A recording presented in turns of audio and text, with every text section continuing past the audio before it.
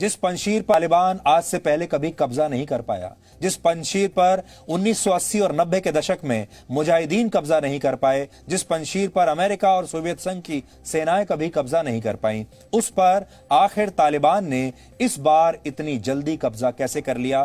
पूरी दुनिया आज ये सवाल पूछ रही है और इसका सीधा सा जवाब यह है कि इस बार तालिबान अकेला नहीं था। पहली बार ऐसा हुआ जब तालिबान के साथ कोई और था, तालिबान के पीछे कोई मदद कर रहा था और यह था पाकिस्तान। पाकिस्तान की सेना तालिबान के साथ थी और जो एक्सपर्ट्स कहते थे कि काबुल पर तालिबान का कब्जा होने में कम से कम 3 महीने लगेंगे, वो गलत साबित हुए। तालिबान ने यह काम सिर्फ 6 दिन में कर दिया था। आपको याद होगा, अमेरिका की अपनी इंटेलिजेंस एजेंसीज और उनके अपने आकलन ऐसे थे कि तालिबान को काबुल पहुंचने में कम से कम 80-90 दिन तो लग ही जाएंगे। और सोचिए, 90 दिन क्या, तालिबान 6 दिन में पहुंच गया। अमेरिका की इंटेलिजेंस एजेंसीज, उनकी रिपोर्ट्स धरी की धरी रह गई और वजह थी कि अफगानिस्तान से भागने की जल्दबाजी में अमेरिका अपने पीछे की लाखों की संख्या में आधुनिक हथियार छोड़ गया जो तालिबान के हाथ लग गए और तालिबान ने 1 हफ्ते से भी कम समय में काबुल पर कब्जा तब कर लिया था। इसी तरह पंशीर के बारे में दावा था कि इस पर तालिबान कभी कब्जा नहीं कर पाएगा, लेकिन पंशीर भी सिर्फ 20 दिन में तालिबान के हाथ में आ गया।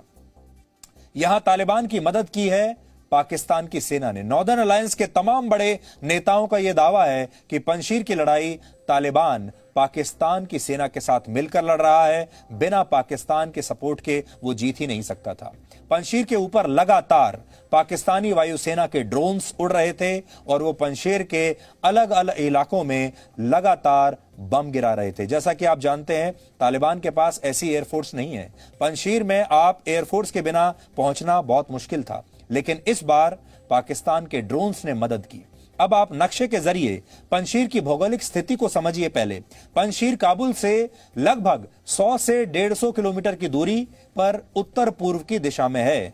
आज नक्शे के जरिए हम आपको बता रहे हैं, लगभग 150 किलोमीटर दूर है। यह बहुत ज्यादा कोई बड़ी दूरी नहीं है। पंशीर प्रांत में 7 जिले हैं और यह पूरा इलाका हिंदू कुश के ऊंचे ऊंचे पहाड़ों से घिरा हुआ है। इसलिए पंशीर में घुसना, प्रवेश करना किसी भी बाहरी सेना के लिए बहुत मुश्किल काम है।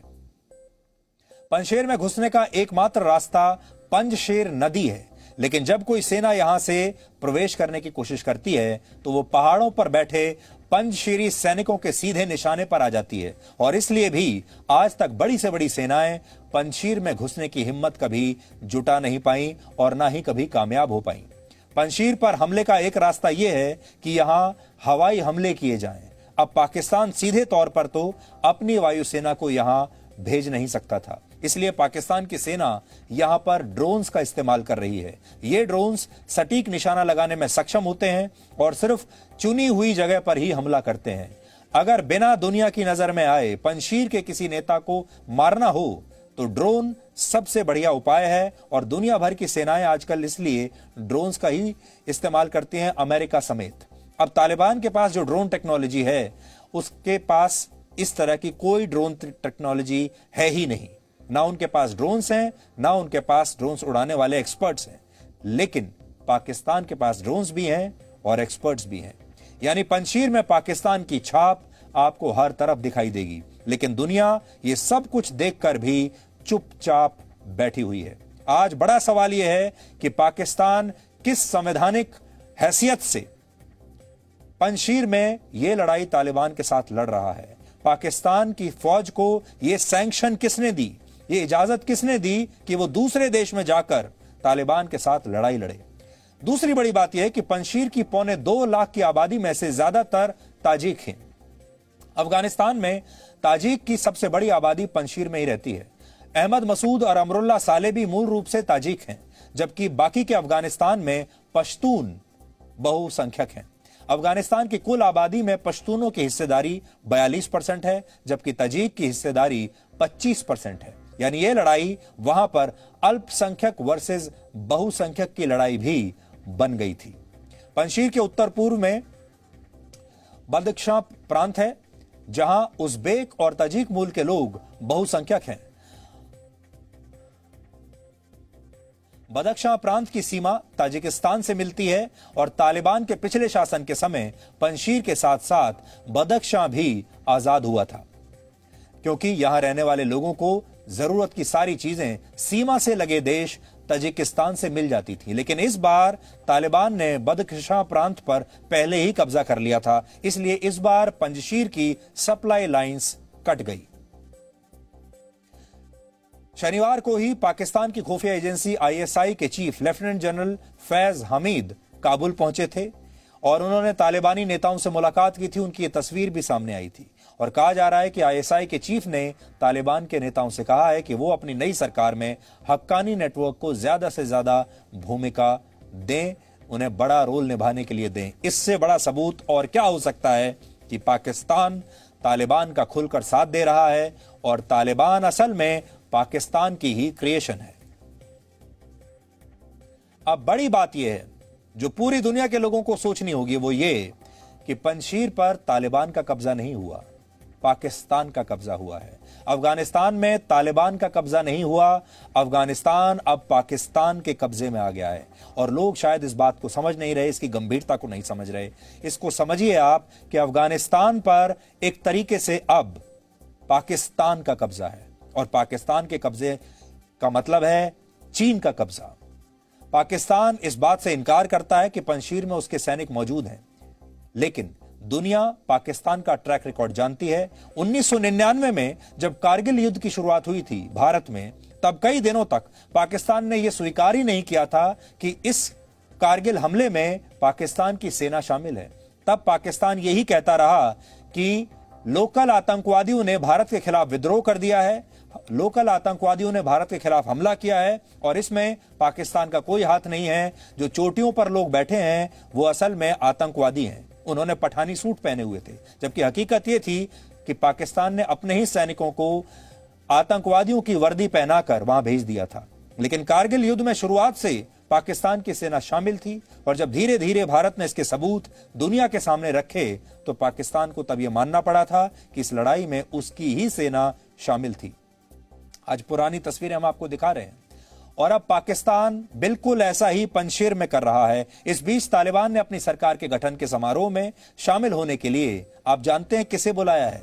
उन्होंने पाकिस्तान को बुलाया है, चीन को बुलाया है, टर्की, कतर और रशिया, सिर्फ इन लोगों को बुलाया है। हालांकि यह साफ नहीं कि तालिबान सरकार का गठन कब होगा, क्योंकि अभी भी उनके बीच में मतभेद चल रहे हैं। तालिबान ने पाकिस्तान को न्योता क्यों भेजा यह आप अच्छी तरह से समझते हैं और चीन को इसलिए न्योता दिया गया क्योंकि चीन अफगानिस्तान में बड़े पैमाने पर पैसा निवेश कर सकता है। अफगानिस्तान का वखान कॉरिडोर की सीमा चीन के शिनजियांग प्रांत से ही मिलती है। ये वही प्रांत है, शिनजियांग वही प्रांत है जहां बड़ी संख्या में वीगर मुसलमान रहते हैं और उन पर चीन अत्याचार करता है। चीन वीगर मुसलमानों को नियंत्रित करने के लिए तालिबान की मदद भी आगे चलकर ले सकता है। अब सबसे बड़ी विडंबना सोचिए, सबसे बड़ी विडंबना यह है कि अफगानिस्तान में बुर्का ना पहनने पर सजा दी जाती है और चीन में बुर्का पहनने पर सजा दी जाती है। यानी चीन और तालिबान दोनों ही मुसलमानों पर खुलकर अत्याचार कर रहे हैं और इस्लाम के ठेकेदार इस मतलब की दोस्ती पर चुप बैठे हैं, मुसलमानों पर हो रहे अत्याचार पर चुप बैठे हैं। चीन में भी मुसलमानों पर अत्याचार हो रहे हैं और अफगानिस्तान में भी जो लोकल नागरिक हैं वो भी मुसलमान हैं, उन पर भी अत्याचार हो रहे हैं। 10 वर्षों तक अफगानिस्तान में लड़ने के बाद जब 1989 में सोवियत संघ की सेनाएं वापस लौटी तो इसका सबसे बड़ा फायदा अमेरिका को हुआ था, क्योंकि अफगानिस्तान में हारने के बाद सोवियत संघ टूट गया और रशिया की ताकत कमजोर पड़ गई।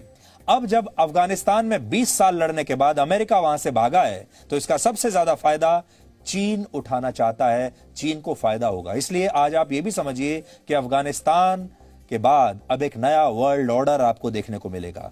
कतर तालिबान के लिए इसलिए महत्वपूर्ण है क्योंकि कतर ही पिछले 1.5 वर्षों से तालिबान और दुनिया के दूसरे देशों के बीच बातचीत करा रहा है।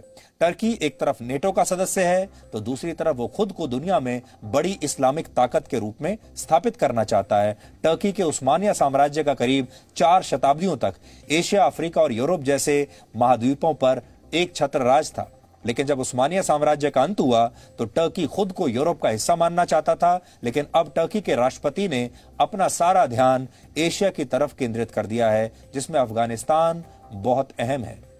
अफगानिस्तान के गेम में 5वें बड़े खिलाड़ी का नाम है रशिया, जिसे 1989 में मुजाहिदीनों के हाथों हार कर भागना पड़ा था। लेकिन अब अमेरिका की दुर्गति के बाद रशिया मुजाहिदीनों से ही निकले तालिबान के साथ दोस्ती करना चाहता है। कुल मिलाकर ये पांचों देश एक नया वर्ल्ड ऑर्डर बनाना चाहते हैं, जिसमें चीन और रशिया सबसे बड़ी महाशक्ति के रूप में उभरेंगे। ये एक नया ब्लॉक बन जाएगा। अब आप सोचिए, एक तरफ है चीन, उसके साथ है रशिया, उसके साथ है पाकिस्तान, उसके साथ है अफगानिस्तान, उसके साथ है टर्की, उसके साथ है कतर।